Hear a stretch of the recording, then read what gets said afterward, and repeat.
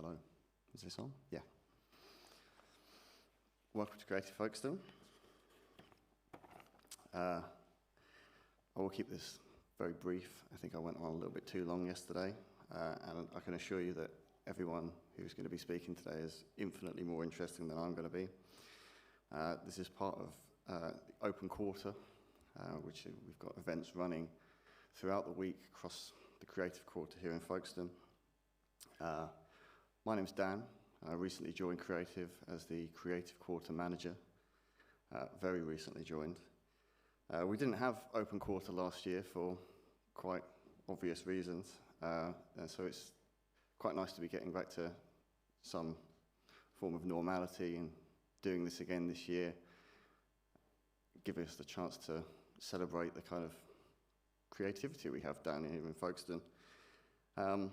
It's doubly special for me because I'm very new, and so it's really given me an opportunity to take the names that I see on emails and spreadsheets and sort of put faces to them and understand what everybody's doing around here. And I've been finding it's incredibly interesting to hear what everybody does. Thank you all for coming today, for your attendance here. I think we're streaming today. Thank you also to our European partners, CUPIDO. And thank you in advance to today's panel. It's going to be chaired by Katy Lockey, who will be speaking with Leah, Gaynor, Verity, Sandals, and Kate Strickland. Thank you very much. Enjoy.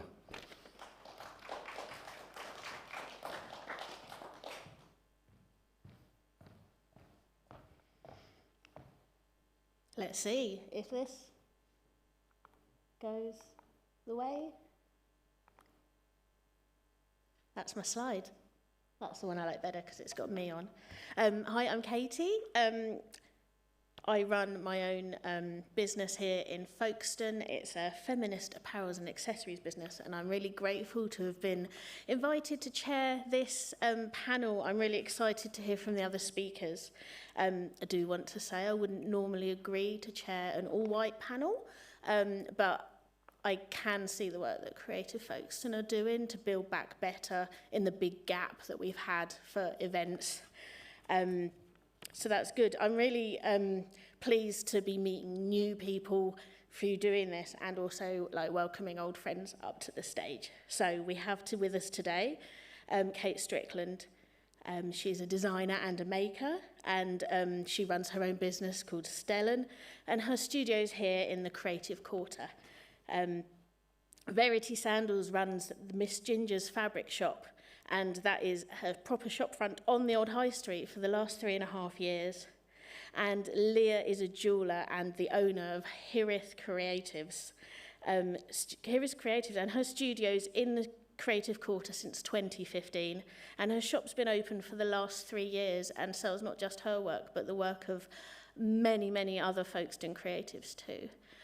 So I would love you to give a really warm welcome with a big clap for our first creative today, and that is Kate Strickland. So come on up. Are you happy with that? Okay. Hello. So, yeah, I'm Kate Strickland and I run Stellen, which I'm just going to talk to you a bit about kind of how I got where I am today. So basically, I started it all off in 2016, which is when my youngest daughter was starting school. And I hadn't actually intended to start a business. What happened was I was taking a satchel, which we had, which was made from old fire hose, to be repaired by Elvis and Cressy. And I fascinated by them and thought that they were doing an amazing job. And I sneakily asked if I could drop the satchel off at their mill because it's in Kent. And so I went along and opened the doors into this kind of workspace, which was just full to the ceiling with rolls and rolls of fire hose. There were tea sacks and all kinds of different materials that had come to the end of their life that Elvis and Cressy were then diverting from waste stream and making into new fantastic products. And I drove there, and as I was driving away, I was like, this is what I want to do, but I didn't know how or with what or anything like that. My background is actually in theatre, and I used to work in community theatre, and then I did a degree, a PGCE rather, and became a teacher and was teaching 11 to 18, and then I had my children and we moved to the other side of the country, and it wasn't, it wasn't calling me to come back, shall we say. So there I was kind of pondering I feel motivated to do something about waste and I don't know what to do. And sort of at the same time, I've got my child just about to start school, sorting through the clothes like you do as it changes the seasons, and thinking what really happens to these T-shirts when you, give them to a charity shop or put them in textile recycling, especially if they're full of the kind of holes that my daughters seem to manage to get in everything. So I took a T-shirt, bought a crochet hook, and cut it into strips and crocheted a little square, which I just sort of taught myself to do. And then as soon as I'd made that, my youngest daughter ran off with it to be a blanket for her child. But I thought, I can make something here.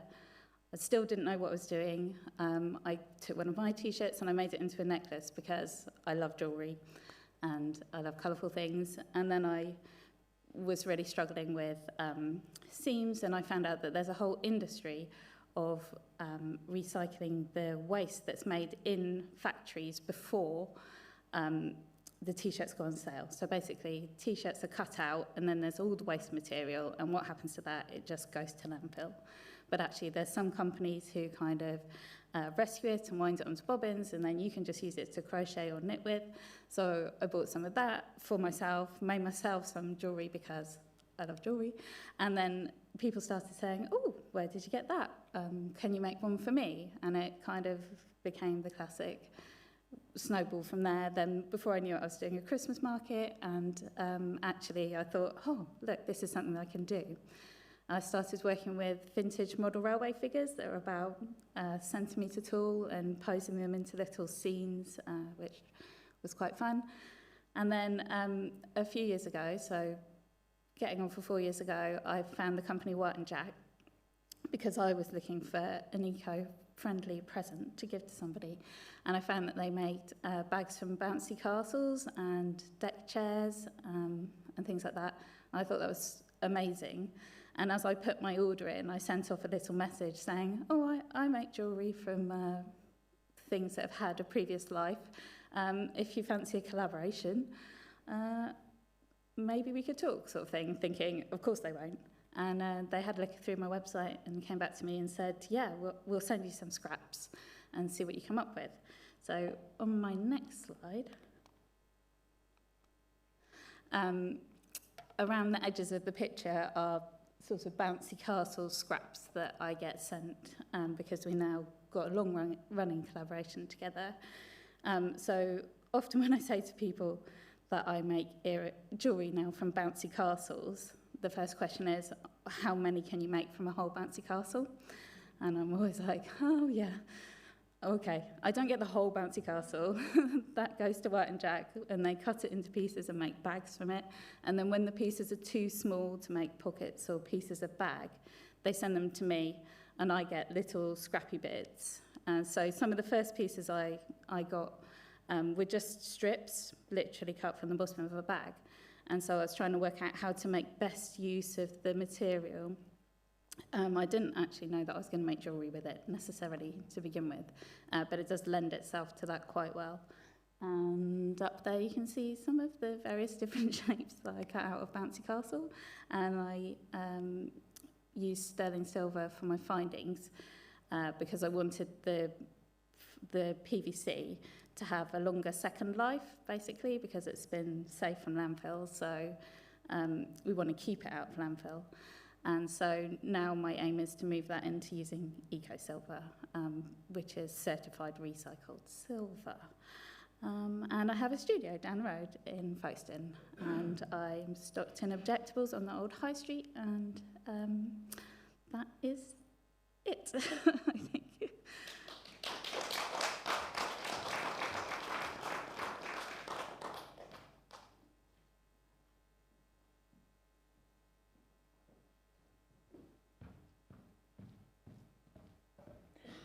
So I am Verity and I run Miss Ginger's on the old High Street, and I'll see if I can work this. I don't do technology. Have I gone the wrong way? So there's a picture of my shop. So how I started, in quite a similar way, I was a teacher. I taught young people with severe learning difficulties, and I specialised in challenging behaviour and autism. I'd got to the stage where I knew I needed to change. I was absolutely in love with fabric. I loved sewing, and I just thought, I want to do something with this. So I went part-time, and just every time I got a bit of money, I bought a bit more fabric, and then a bit more, and a bit more, and I started at Greenwich Market. And then we moved to Folkestone, and that was my opportunity to open my shop here. I called myself Miss Ginger's. There were so many names that I wanted to, we went through, and it really came from the fact that actually as a young child I was very much teased for being a ginger. I could tell you so many nicknames. My worst one was Galen, the ginger monkey from Planet of the Apes. And I did think, do you know what, I'm just going to reclaim that name. I am Ginger. And there's, you know, and I don't want to change it. I'm quite happy being Ginger now. It took me a while, but I am happy now. And I also love vintage and retro styles, so the name seemed to suit. I love fabric because it can be anything. People sometimes come in my shop and go, but what can you do with it?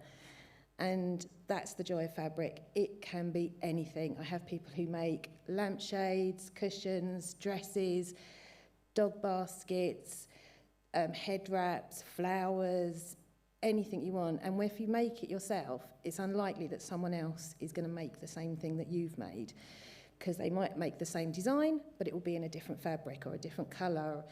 You can make it so that it suits you. So it's your length, it's your size, it's your style. And that way you're much more likely to keep hold of it, and it won't go to landfill, because if you spent 5 hours making a dress, you don't want to throw it away after a couple of weeks. And also, you can also revamp it, so it can be anything, and that's what really excites me. And just the sort of motto of my shop is inspired by the possibilities, because you can do so much with fabric. And I love teaching people how to sew and seeing what my customers make, who inspire me as well, because often it's quite difficult having the shop, because I'll think, okay, I've got piles of projects that I want to do, I won't start anything else, and then a customer will come in and buy a fabric, and I'm like, oh, that's such a good fabric, I want to make something from that now. So then I have to stop myself. But it's a really lovely thing to be involved in, and I love being in my shop. It brings me great joy, and I love colour. Thank you.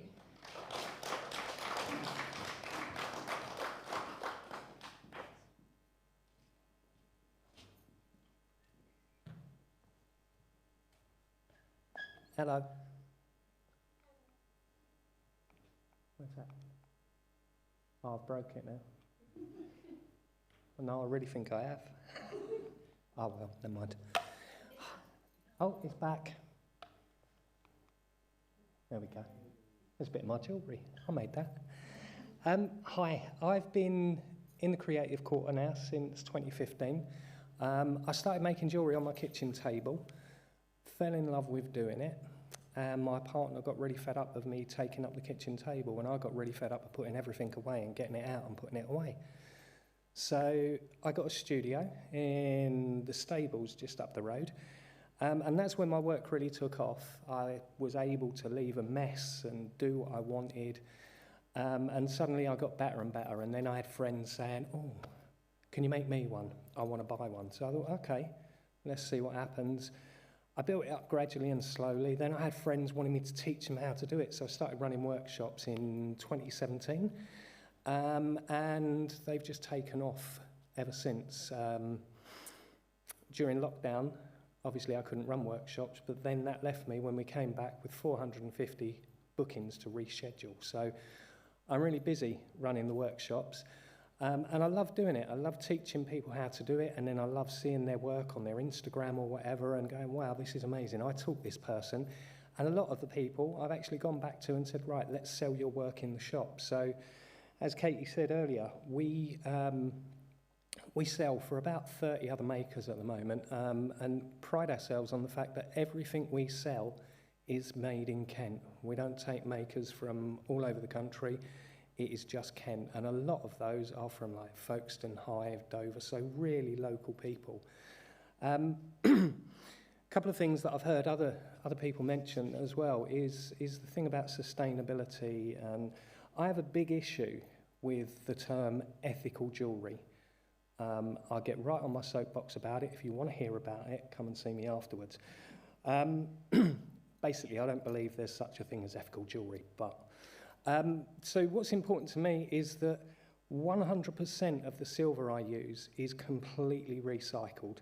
Of all the places you could get it from, it actually comes from the NHS.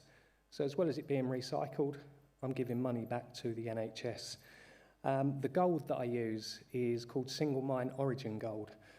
I don't know how much you know about gold, but there are some really hideous practices to get gold out of the ground that are bad for the planet and very bad for the people that are doing it. So I switched over to a thing called single mine origin gold. So my supplier knows exactly where the mine is. They know that the miners get paid a fair wage, and also that the mine company invests in local community projects, so healthcare, education, clean water, all those things. And the nice thing about my bullion suppliers is they don't charge a premium for the recycled silver, and they don't charge me a premium for the single mine origin gold. So there's really no reason for me not to use recycled metal in my work. I also get a lot of people come to me and say, can you turn this into something new? I always say to people, everyone's got great granny's ring somewhere that's absolutely hideous and they're never going to wear it and just chuck it in the back of a drawer somewhere.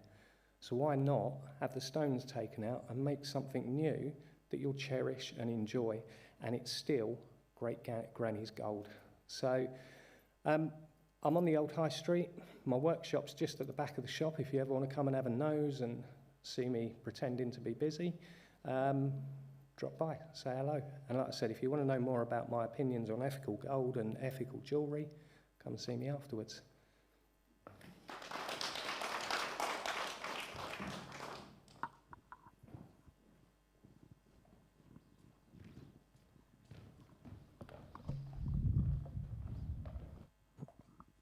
Everyone has to look away while we organise ourselves, if you...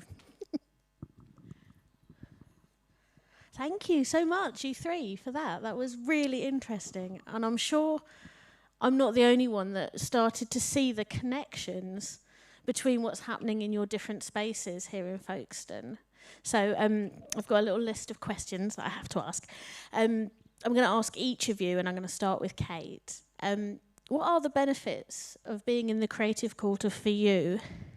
So when I moved here 3 years ago, I was really conscious of the kind of gentrification that's happening in Folkestone, and I was very conscious of potentially being part of the problem because we wanted to move here. So before I moved here, I made sure to make contacts with people such as you, Katy, so that I wasn't just arriving and not knowing anyone and kind of being by myself. So that was really important to me, and also what was really important to me was to have a studio in the Creative Quarter so that some of what I'm earning is going back into the place where I live, and I want my children to grow up, and I hope that goes some way towards kind of alleviating some of that. I think that's a great answer and a great benefit. Same question to you, Verity. What are the benefits for the Creative Quarter? I think for me it is that it is just, there's so many creative people here that you can't help be inspired and go, and sometimes, especially when you work on your own and it's just you, it's just your business, and as I said, I was a teacher, I'm not a businesswoman, and it's just being surrounded by people who are willing to share their expertise or just to say to you, yeah, you're brilliant, that's great, and give you a like on Instagram, and have that encouragement behind you, the same as with the Creative Foundation. And that really helps you to keep going, especially if you've had a particularly bad week or something's happened. You know that you've got sort of a community around you that want you to succeed. I love that. Community over competition, I think. It's Absolutely. lovely. And for you, Leah, what are the benefits for you? Well, mainly, if it wasn't for the Creative Quarter, I wouldn't have a business, for starters. Wow. But like Verity says, there's always other creatives to bounce ideas off of. I've been dragged into some really funny projects with people. There's one springs to mind that was just hilarious that, again, come and talk to me, I'll tell you about it. But there's also a really nice community feel in the old high street amongst all the traders and the shopkeepers. We're all independent, and we all have our up days and our down days, and there's always someone to kind of, give you a nudge and say, it's going to be all right, you'll be fine. So, yeah. I love it. We're living in an artistic utopia in the old high street.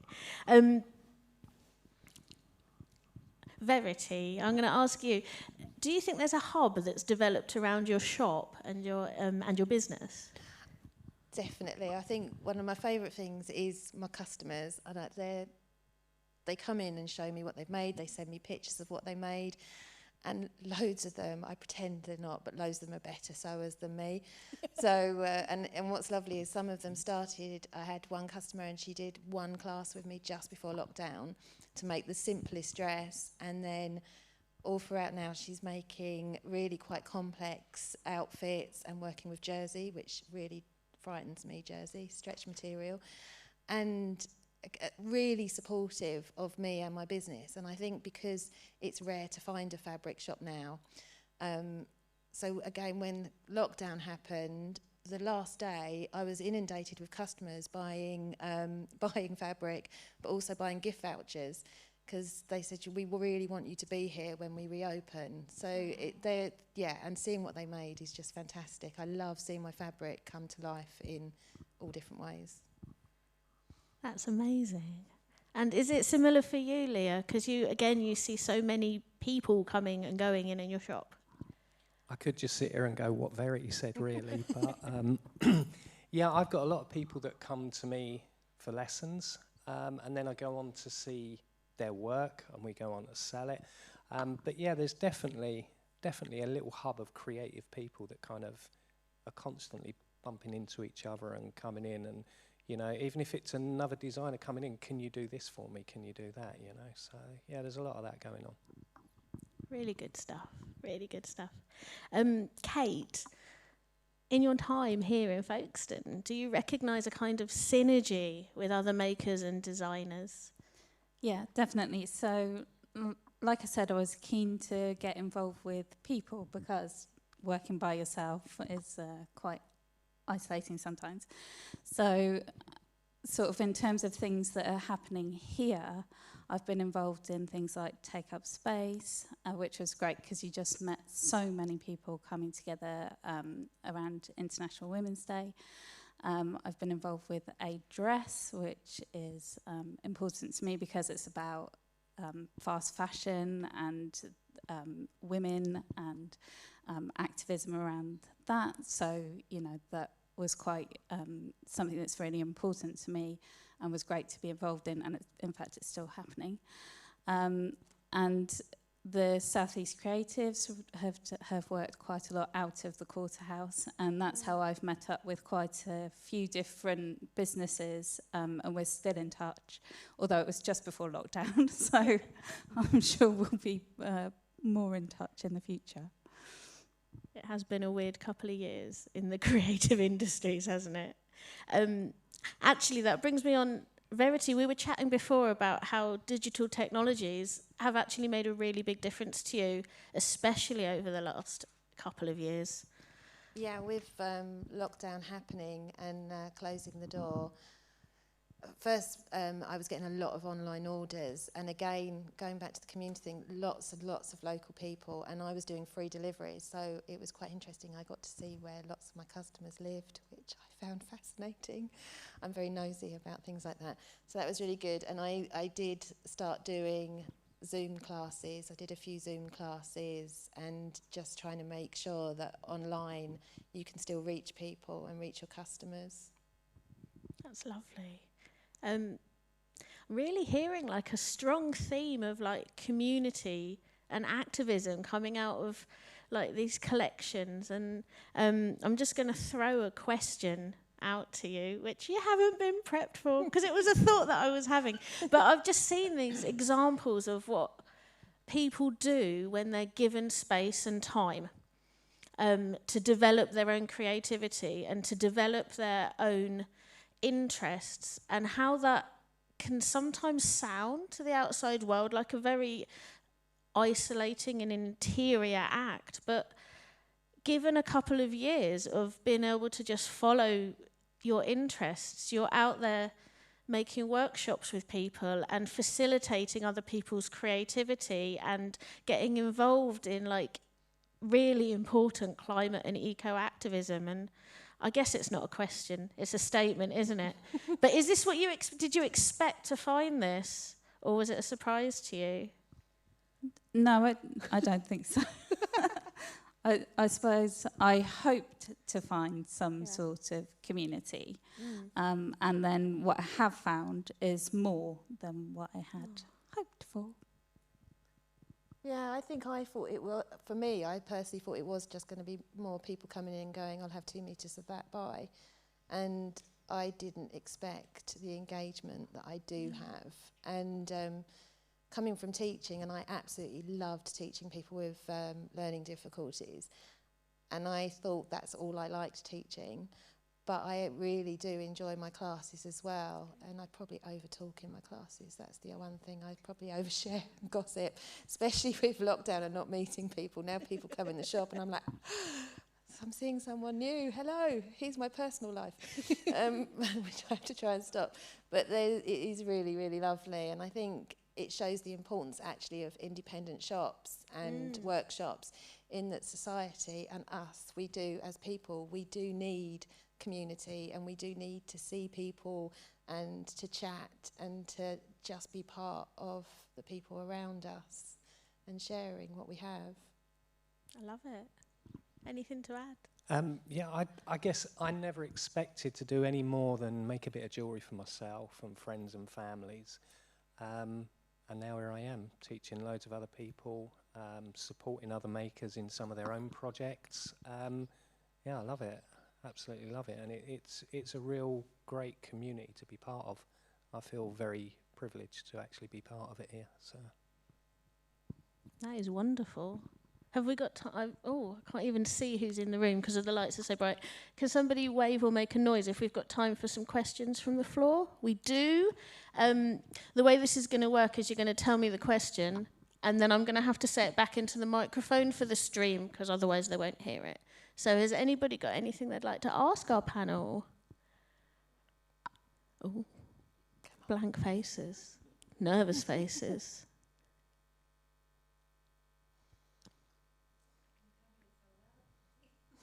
Sorry, I didn't even hear that. Oh, we covered it all. We covered it all. So, well, I guess that brings us to the end then. So, I don't have anything else on my notes, that just checking. Can we just give a lovely round of applause to this fantastic panel and these people that have given up their lunch to be here? And I think we're all going to be around for a few more minutes at the end, so please do take up Leah's offer, especially of asking her all the things. Careful what you wish for. And yeah, it would be nice to meet and chat with you afterwards. Thank you.